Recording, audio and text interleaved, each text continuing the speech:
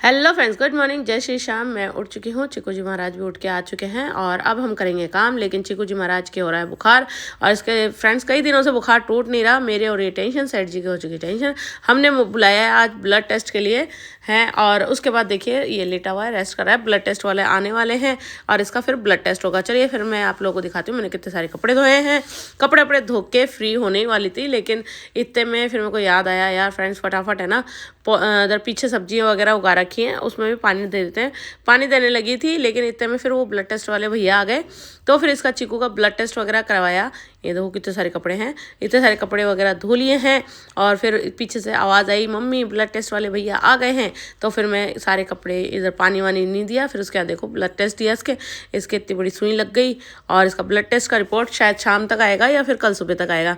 फिर उसके बाद मैंने कपड़े वपड़े देखो यहाँ से पूरा रूम सेट कर दिया है और बाहर कपड़े सुखा दिए हैं।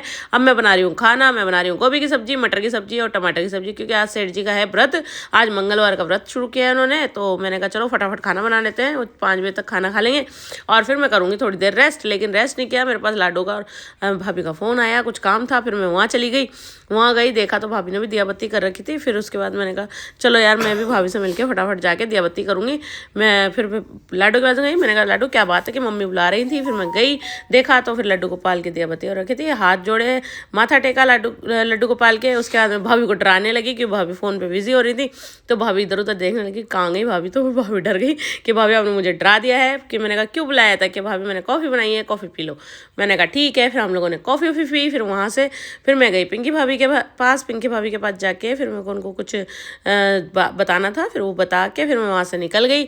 हम लोग बातचीत करने लगे। फिर वहाँ से निकल के फटाफट पहले तो दिया बत्ती करी, फिर ना वहाँ से चिकू जी को महाराज की रिपोर्ट लेने के लिए फ़ोन किया, बात करी। वहाँ से रिपोर्ट नहीं आई इसकी, फिर नेक्स्ट डे आएगी फ्रेंड्स रिपोर्ट। और मेरे मिनी व्लॉग्स वगैरह आप लोग कैसे लगते हैं कमेंट करके ज़रूर बताइएगा। लाइक सब्सक्राइब एंड शेयर करते रहिएगा। और चिकू जी महाराज और उसके पापा मंदिर गए थे, मैं इधर आई हुई थी जब, तो देखो चिकू जी महाराज ने अपना तिलक पूरा फैला लिया और ये सो रहा है। इसको दवा दी है, थोड़ी सी देर बुखार उतरा है, लेकिन इसकी आंखें देखो कैसी हो गई। तो friends like subscribe and share करते रहे। बाय, जय श्री श्याम। मेरा सिर में दर्द हो रहा है फ्रेंड्स। बाय, गुड नाइट, जय श्री श्याम।